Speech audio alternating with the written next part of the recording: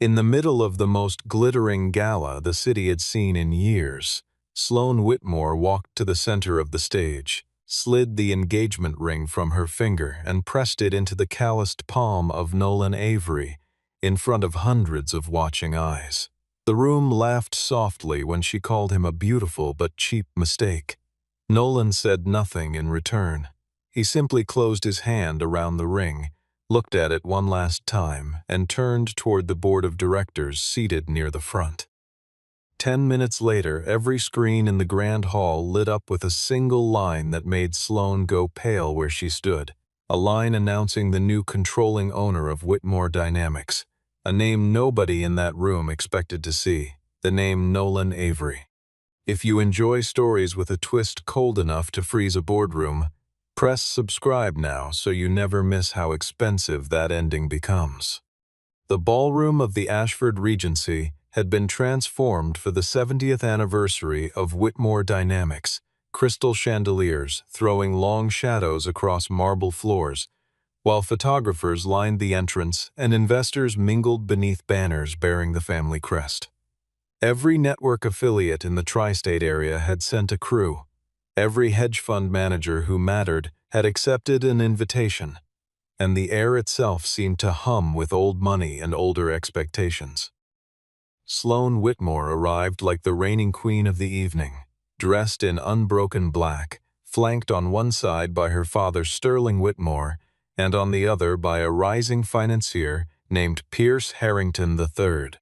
Nolan Avery arrived late and unremarkable, wearing a suit that had clearly been pressed with care but had also clearly seen many years of service. A few guests recognized him as the contractor who had quietly repaired the cooling systems at a Whitmore manufacturing plant months earlier, and they whispered among themselves that a man like that did not belong in a room like this.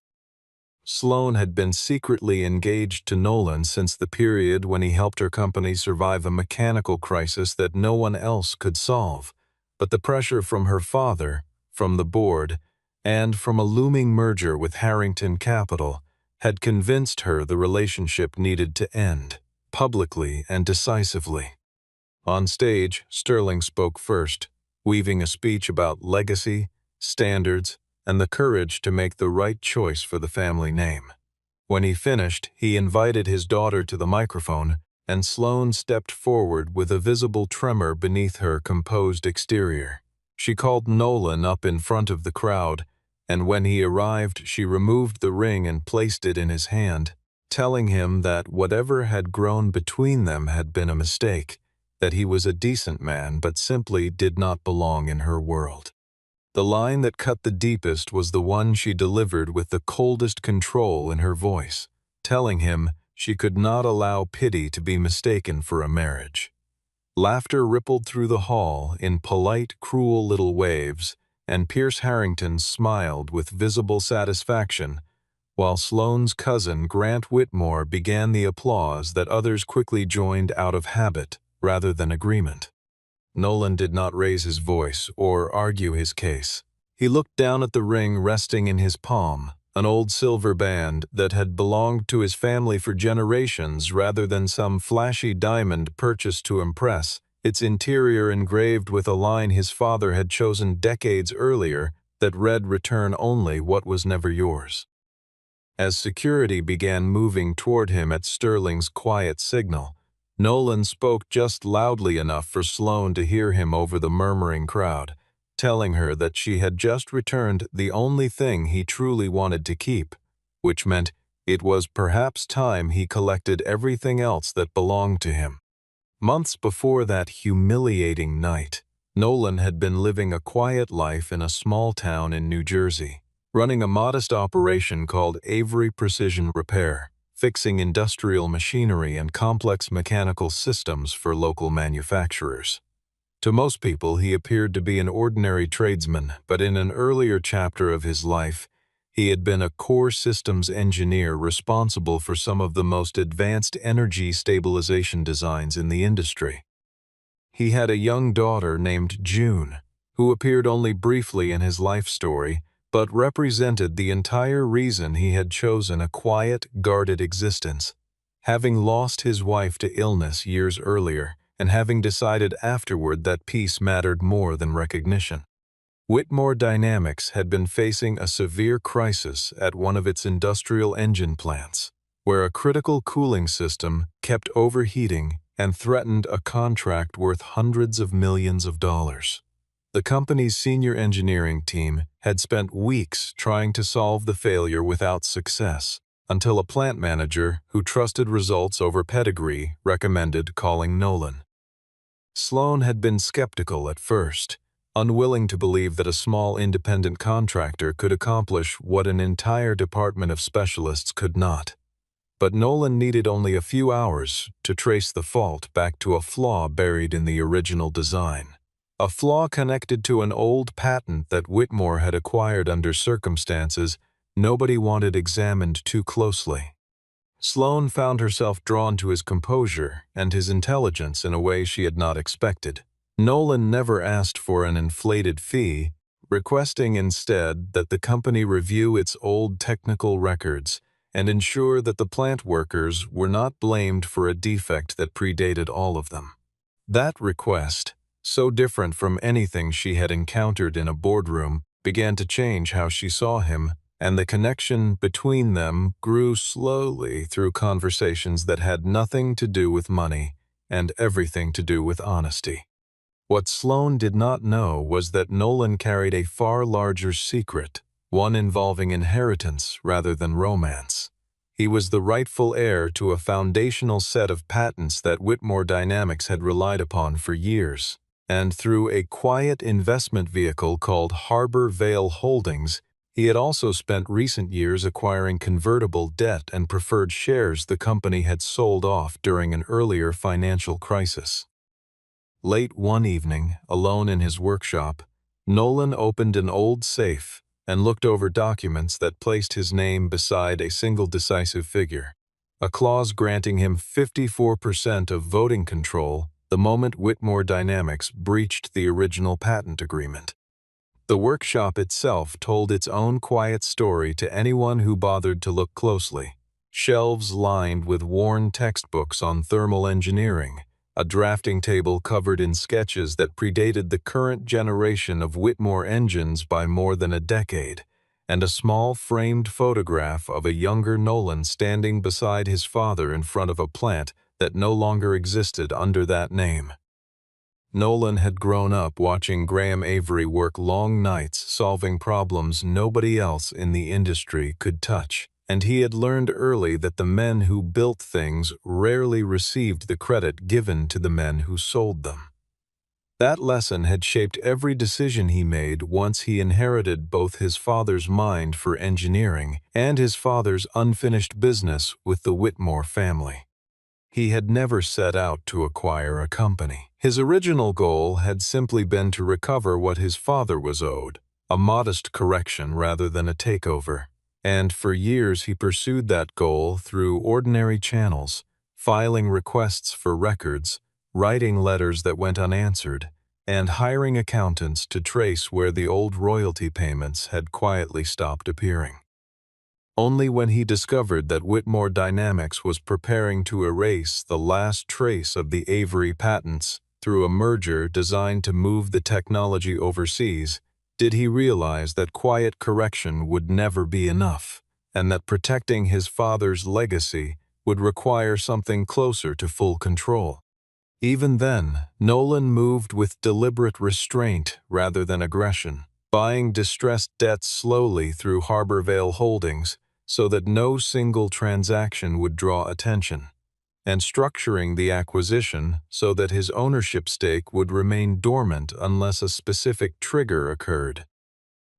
He wanted the power to protect what mattered, not the burden of running a corporation he had never asked to inherit, and that distinction would matter enormously in the weeks ahead, separating him in the eyes of everyone who eventually learned the truth from an ordinary corporate raider chasing profit.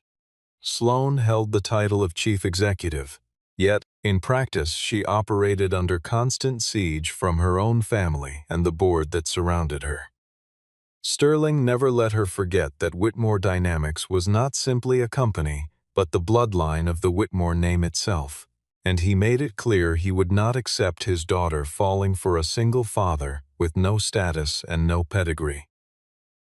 Pierce Harrington III had been presented to her as the obvious solution, wealthy, polished, connected to a powerful investment fund willing to rescue Whitmore from a quietly worsening debt crisis, though the unspoken condition of that rescue was that Sloane sever ties with Nolan and align herself fully with the Harrington family.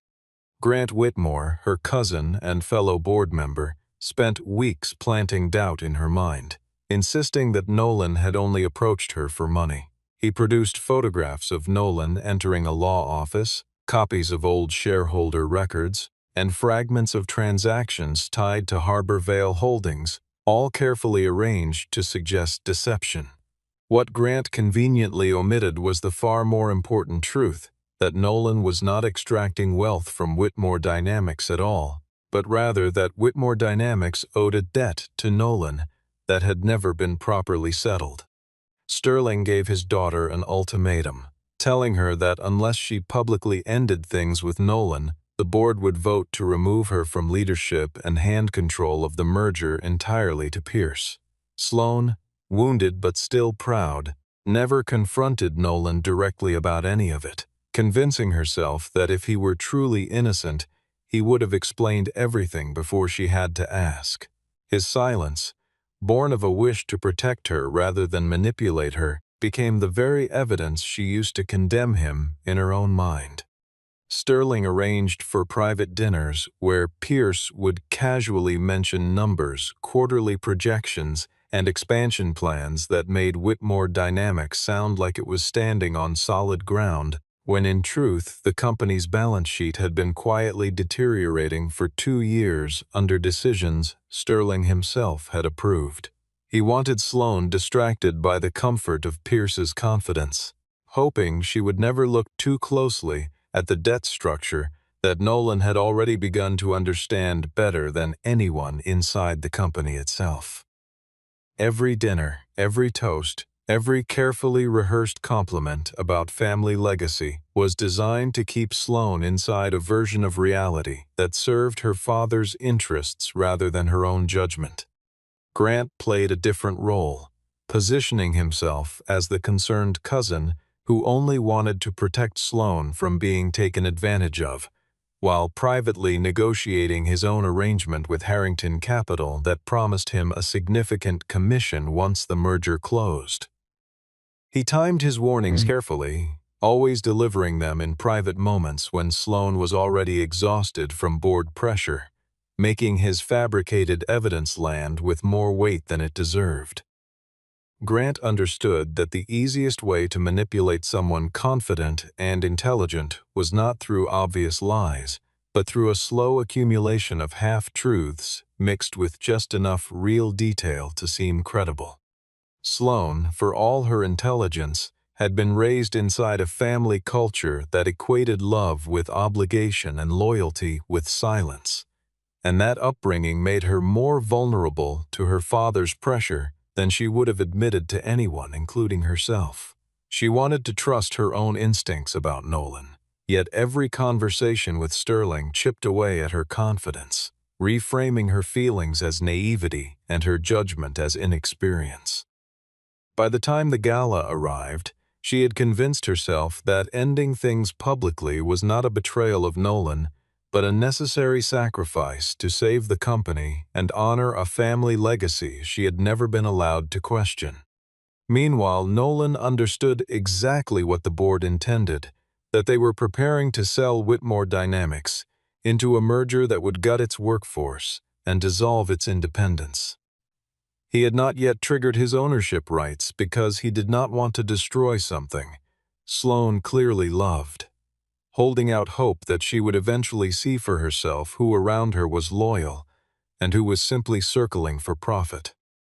Sterling handed his daughter a prepared speech for the anniversary gala, one that included a line declaring she had ended a personal relationship unsuited to the future of Whitmore, and Sloane stared at the ring on her hand for a long, uncertain moment before folding the speech and setting it aside.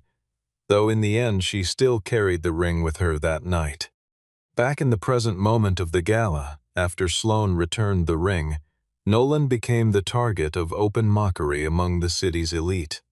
Pierce approached with practiced courtesy, laced with contempt, suggesting that Nolan should feel grateful merely to have been invited into such company at all.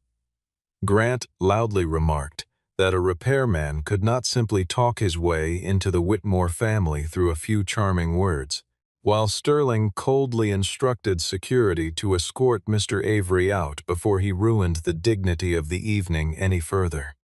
Nolan did not raise his voice, did not cause a scene, and did not beg Sloane to reconsider in front of the crowd. That composure unsettled Sloane more than any outburst could have, because some part of her had hoped he would fight, hoped he would prove her wrong. Yet instead he only looked at her with something closer to disappointment than pain. As the security detail closed in, Nolan lifted his phone and called his attorney, Mara Ellison, speaking only a few words into it, instructing her to activate the Whitmore clause and make the full voting record public. Mara asked him to confirm once, and Nolan glanced toward the stage where Sterling was raising a celebratory glass beside Pierce before answering that they had already returned the ring, so now it was time to return the company. In the control room behind the ballroom, the technical staff received an unexpected legal directive from attorneys representing the controlling shareholder group, and every display screen in the venue switched over to an emergency notice. Guests initially assumed it was some promotional preview tied to the Harrington merger, and Pierce even stepped forward with confidence to address the crowd, until the words appearing on the screens froze him in place.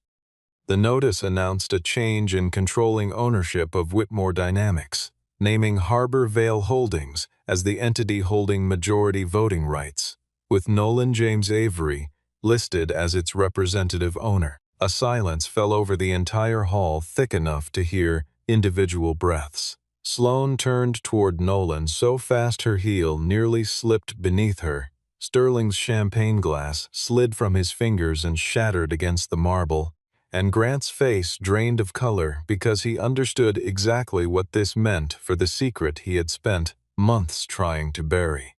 Nolan walked slowly toward the stage, ignoring the murmuring crowd entirely, and keeping his eyes fixed only on Sloane, telling her that she had returned his ring in front of everyone, so he supposed it was only fair that he return the truth in front of everyone as well. He did not raise his voice or gloat as he spoke. Instead, he allowed Mara Ellison to appear by video with the full legal record, and she began walking the room through a history that predated most of the people standing in it. Years earlier, when Whitmore Dynamics stood on the edge of bankruptcy for lacking the core technology needed for its new generation of efficient engines, an engineer named Graham Avery had designed the thermal stabilization system that saved the company from collapse.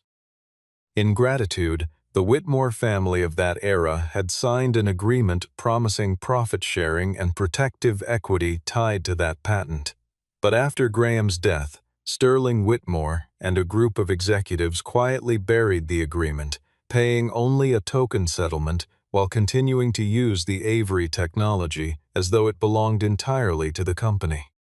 Nolan had been young at the time, caring for a wife whose illness demanded everything he had, and he lacked the resources to fight a legal battle against a corporation with unlimited lawyers. His silence in those years was never weakness, only patience as he quietly gathered every document, every signature, and every piece of correspondence he would eventually need.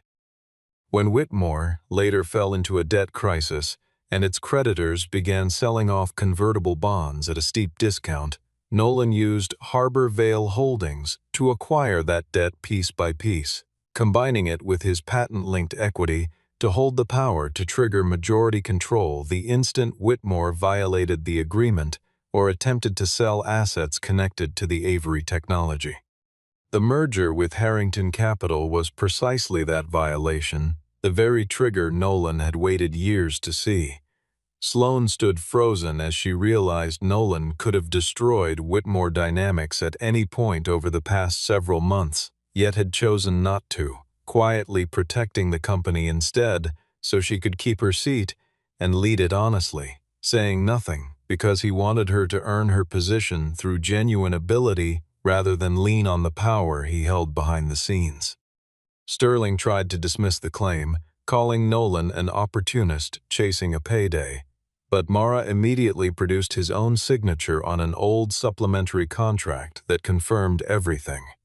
Grant insisted the documents were fabricated, only for Mara to display internal emails, proving he had known the full truth for months while still pushing to sell the company to Harrington in exchange for a private commission promised to him personally.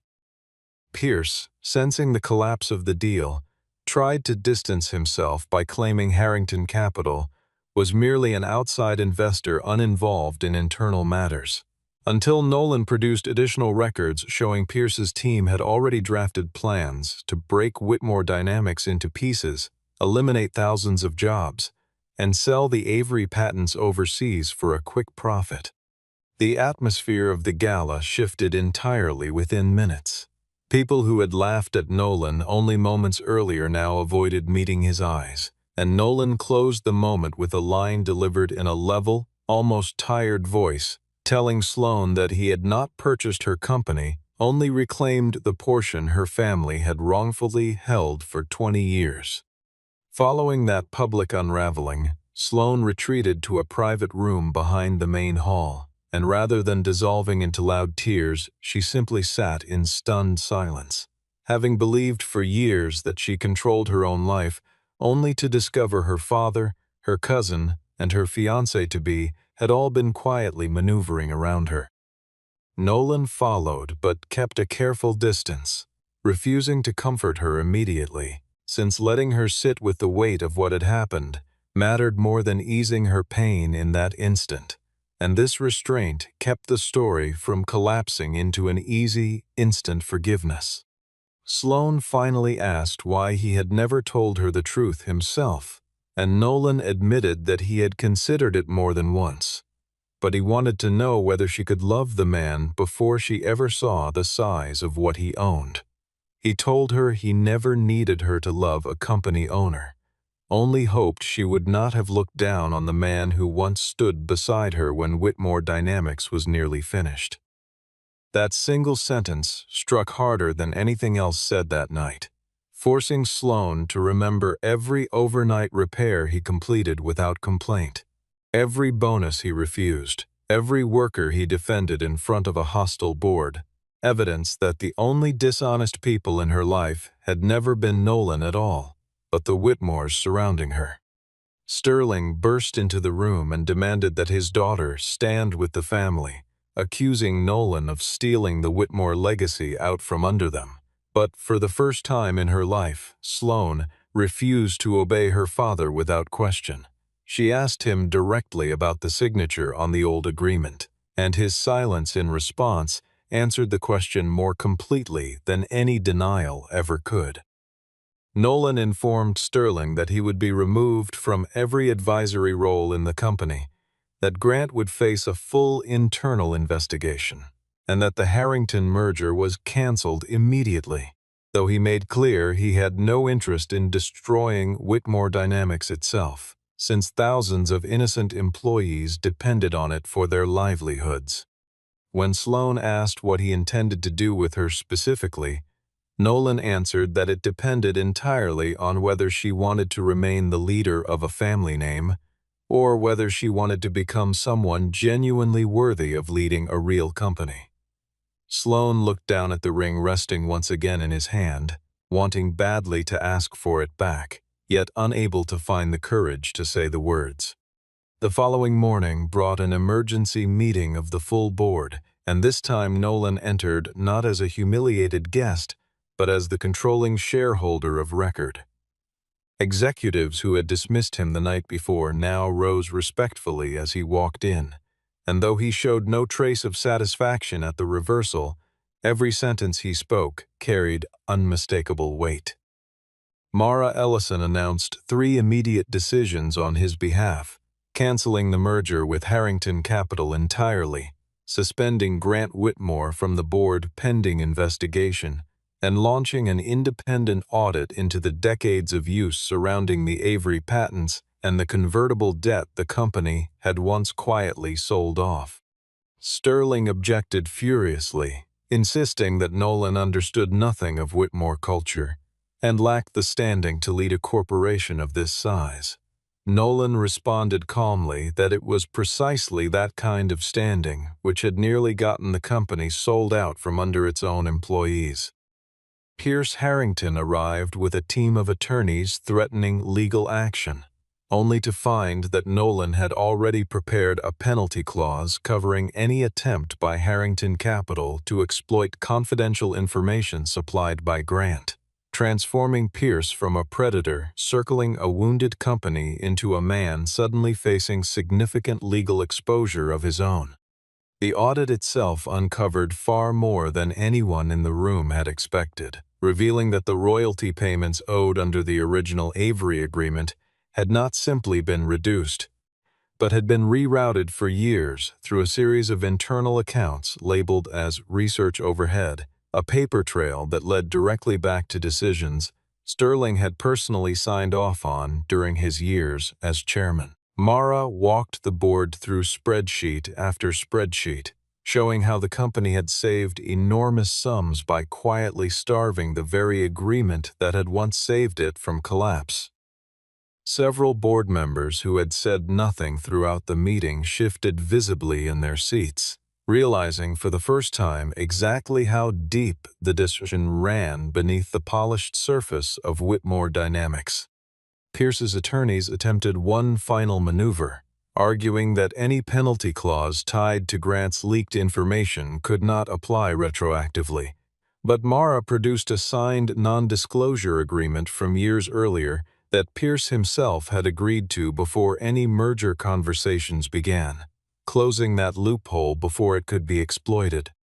Watching his own legal team fall silent, Pierce finally understood that the deal he had assumed was already won had slipped entirely out of his hands, and that continuing to fight in that room would only expose Harrington Capital to greater liability than it could absorb quietly. Sloane sat quietly through the first half of the meeting while the room waited to see whether she would side with her father or with Nolan. Eventually, she rose to her feet and admitted openly that she had allowed emotion, family pressure, and fear of losing her position to cloud her judgment for far too long. She did not beg Nolan to let her keep her title, telling the board instead that if he believed she was no longer fit to lead, she would resign without protest, marking the first moment in the entire ordeal where she placed responsibility above pride. Nolan studied her for a long moment before announcing an unexpected decision, allowing Sloane to remain chief executive for a 90-day probationary period under the oversight of a restructured board, on the condition that she personally disclose the full truth to every employee, apologize publicly for her family's misconduct, and commit to restoring what had been taken from the engineers and workers harmed along the way. Sterling raged that this arrangement humiliated the Whitmore name, and Nolan answered simply that humiliation was calling other people beneath you while living off the fruits of their labor. The room fell silent, and it was clear in that silence that Nolan had won not merely through money, but through preparation, patience, and the plain force of the truth.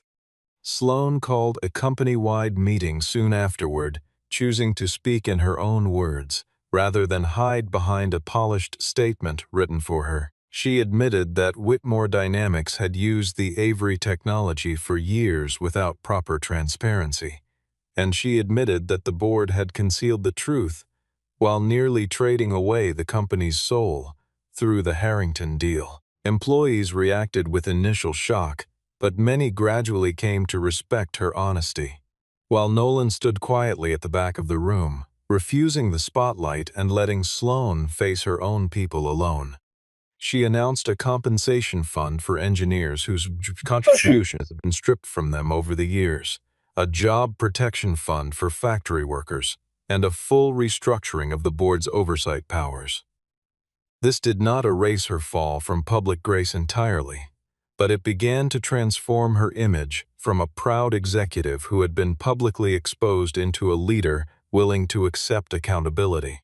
In the weeks that followed, Sloan made a habit of walking the factory floors herself, rather than relying on quarterly reports handed to her by middle management, something she had never bothered to do before the scandal forced her to reconsider what leadership actually required. She learned the names of engineers who had spent decades keeping the plant running without ever being thanked publicly, and she began quietly restoring credit lines and patent acknowledgments that had been stripped away long before she ever took the company's top position.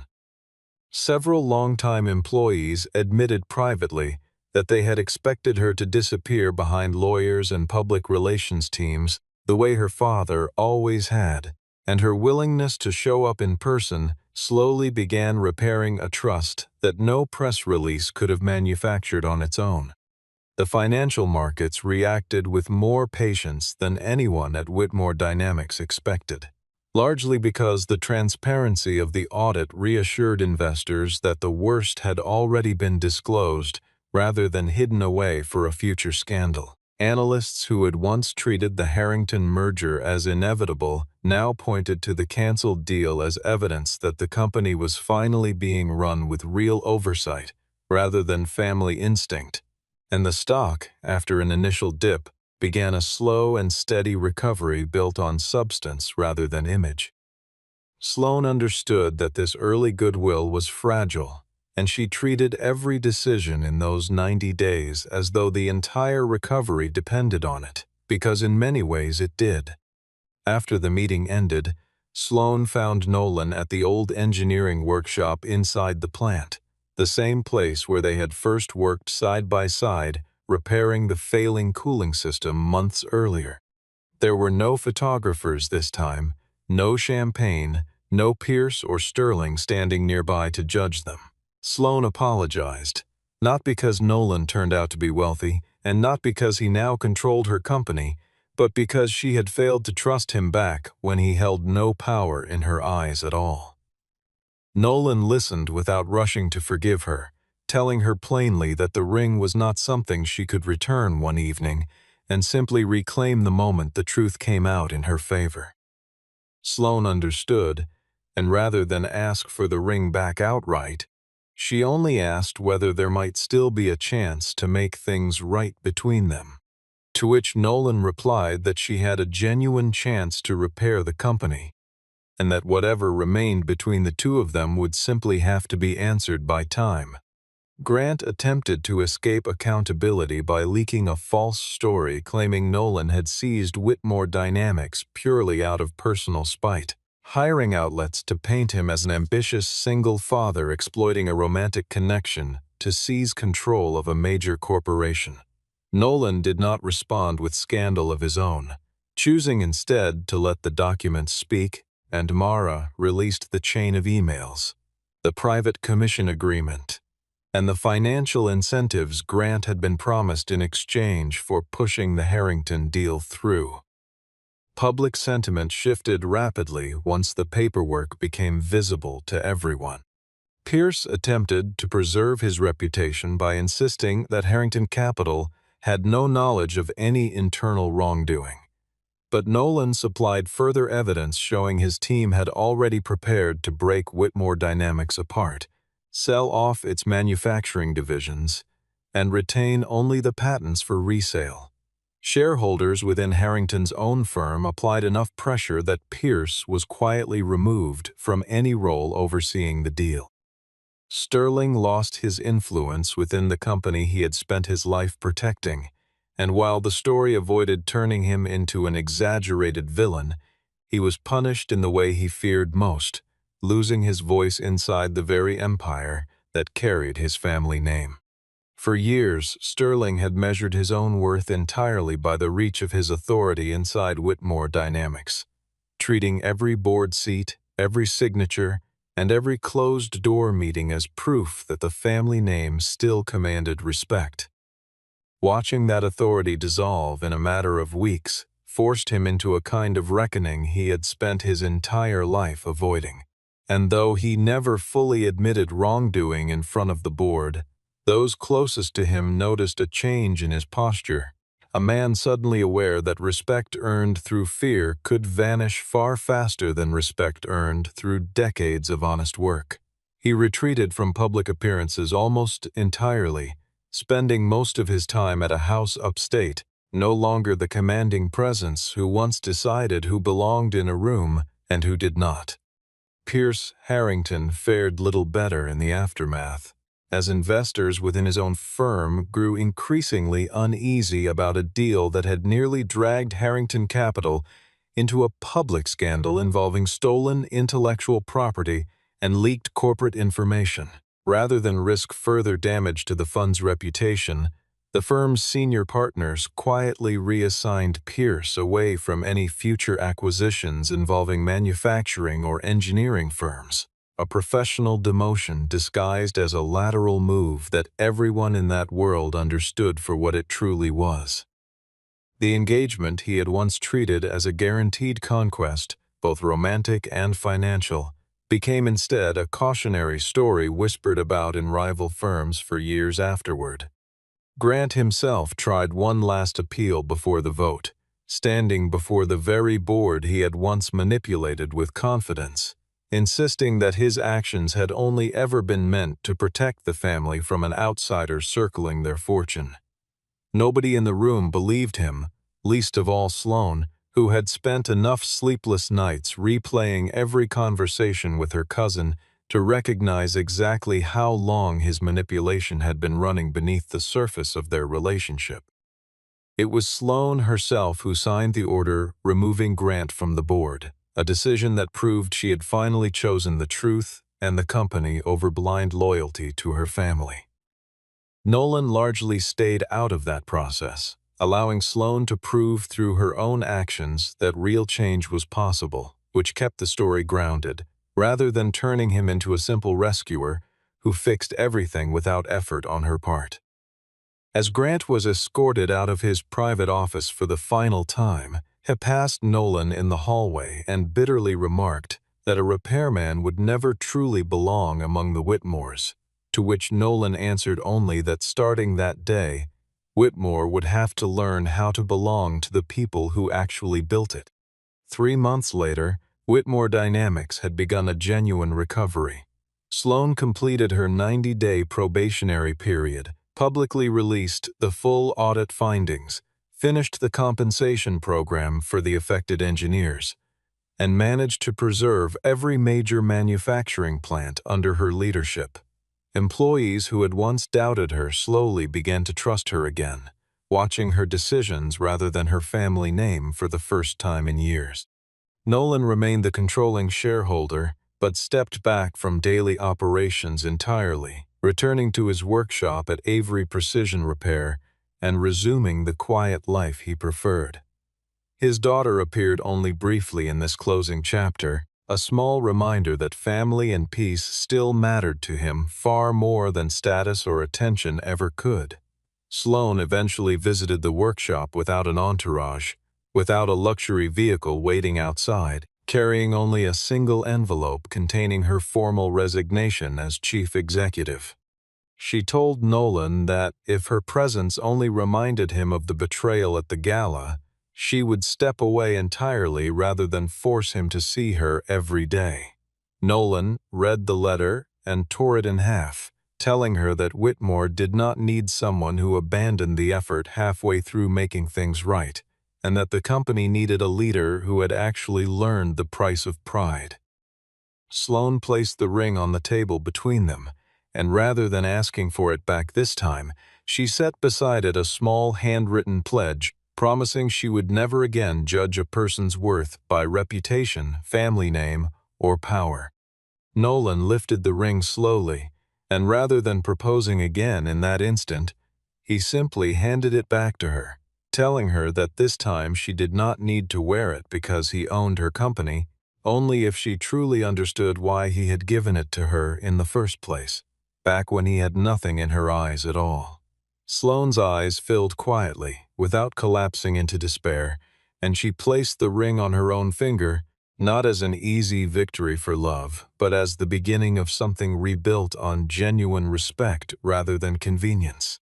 The final scene unfolded during the company's new annual shareholder meeting, held without the extravagant gala theatrics of the past, on a modest stage facing employees, engineers, factory workers, and smaller shareholders rather than a room full of performative elite guests. Sloane told the gathered crowd that Whitmore Dynamics had been built on the family name, but had only survived because of a truth her own family once tried desperately to bury. She introduced Nolan not as the man who now owned her company, but as the man who had returned the company to its rightful values. Nolan spoke only briefly when he took the stage, announcing that a portion of the shares would be transferred into a new innovation fund reserved for young engineers and factory workers with practical inventions of their own. He explained that this was not an attempt to polish his own name, but a way to ensure no one would ever be stripped of credit the way his father once had been. Sloane looked at him without a trace of embarrassment at his presence beside her, feeling something closer to genuine pride than she had expected. A reporter in the crowd asked Nolan how it felt to move from being publicly humiliated with a returned ring to becoming the man who controlled all of Whitmore Dynamics. Nolan glanced at the ring resting on Sloane's hand before answering that he never needed to reclaim his dignity by destroying her, only needed the truth to finally stand in its rightful place. Sterling watched the ceremony from the back of the room, no longer seated among the executives but standing quietly with the ordinary shareholders, a position he would have once considered beneath him. He said nothing as his daughter spoke, and for the first time in years his silence carried something closer to humility than pride, though whether that humility would last beyond the afternoon remained an open question that even Sloane chose not to press. Grant did not attend at all, having accepted a quiet settlement that kept his name out of criminal proceedings in exchange for surrendering every share he still held, a fitting end for a man who had always valued a commission over a conscience. June Avery sat near the front that afternoon, old enough now to understand at least the outline of what her father had endured to protect a legacy she would one day inherit herself. Nolan caught her eye briefly before stepping off the stage, and in that small exchange lay the entire reason he had spent years gathering documents in silence rather than seeking a courtroom battle he might have won years earlier, choosing instead to wait until the moment was right rather than the moment was easy. He had never wanted to be known as the man who destroyed Whitmore Dynamics, only as the man who made sure it could never again forget who had built it.